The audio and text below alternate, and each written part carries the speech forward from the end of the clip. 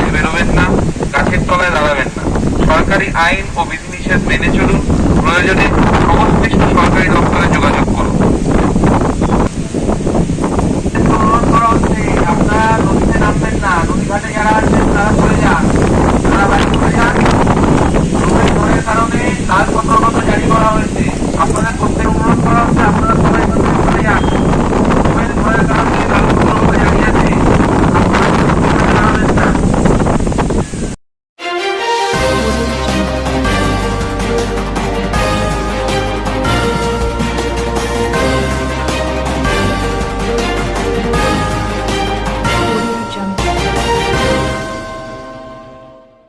সকাল থেকেই মেঘলা আকাশ থাকলেও ঝড়ো হাওয়া বইতে শুরু করেছে হুগলিতে।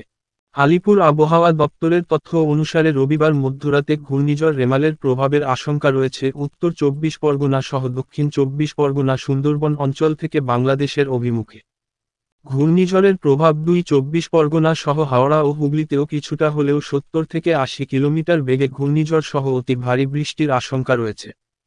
ঘূর্ণিঝড়ের রেমালের আশঙ্কা নিয়ে বিমান সহ দক্ষিণ পূর্ব সহ শিয়ালদা শাখায় কয়েকটি ট্রেন বাতিল করা হয়েছে। তারই প্রভাব হুগলিতে কয়েক ঘন্টার মধ্যেই পড়তে চলেছে ঘূর্ণিঝড় রেমালের। ঝড় সহ অতিভারী বৃষ্টির সম্ভাবনা রয়েছে হুগলিতেও। বিগত দিনে আমফান ও আয়লা ঝড়ের সমস্যার সম্মুখীন হয়েছে গোটা হুগলি জেলা বিস্তীর্ণ এলাকা। এবার যথেষ্ট তৎপর হয়েছে হুগলি জেলার প্রশাসন সহ পৌরসভা কর্তৃপক্ষ। মাইকিং করা হয়েছে জনস্বার্থে। কোন সাধারণ মানুষের যাতে ক্ষতি না হয় তার দিকে মাথায় রেখে ব্যবস্থা গ্রহণ করা হয়েছে। খোলা হয়েছে কন্ট্রোল রুমও। বিপর্যয় মোকাবিলা দল একাধিক ব্যবস্থা গ্রহণ করেছে প্রশাসন।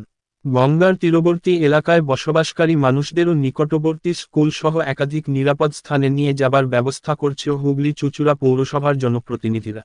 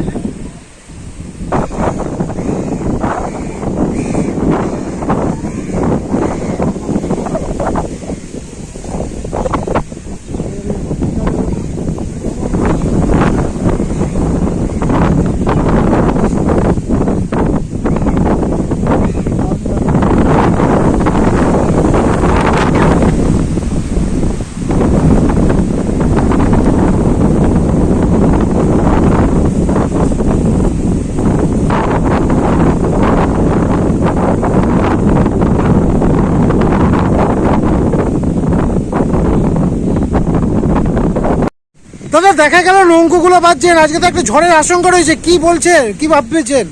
আমাদের তো কালকের থেকে আমাদের সংবাদ দিয়ে দিয়েছে, খবর করছে। আমরা ওই জন্য সব লেগুদিন সব ডাঙায় তুলে আমরা বেঁধে গুঁধে বসে বসে রয়েছে। কেন ব্যাপারটা হচ্ছে বারণ যদি না করতো তাহলে হয়তো আমরা কাজে চলে যেতাম। কিন্তু ব্যাপারটা যদি সোমবার থেকে কাজের রেস্ট একটু ঝড়টা বেশি দেখা যাচ্ছে, কিন্তু আমাদের হিসাব মতন আমাদের রবিবার কাজে যাবার কথা হিসাব ছিল, কিন্তু আমরা যাইনি। কিন্তু মানা করেছে বলে আমরা গেলাম। আজকে কোনো মৎস্যজীবী যায়নি? না, সব নৌকো কি ঘাটে? সব নৌকো ঘাটে। মৎস্যজীবীর কোনো যেত তাহলে সেই নৌকোটা বাইরে নিচে থেকে লাভানি থাকবে, কারণ সব নৌকো জোয়ারে সব ট্রেনে তুলেছে। কারা বারণ করে গেল আপনাদের? আমাদের পৌরসভা বারণ করে গিয়েছে। তাই এরকম একটা ঝড়ের আশঙ্কা রয়েছে, আপনারা কি একদমই মানে কি বুঝছেন? আমরা ঝড়ের আশঙ্কা, আমাদের আগে ক্ষয়ক্ষতি হয়েছে বলে আমরা সেই জন্য আমরা সতর্কটা বেশি হচ্ছে, কারণ আগে একবার ঝড় হয়ে গেছে, সেই ঝড়ে আমাদের বিশাল ক্ষতি হয়ে গেছে।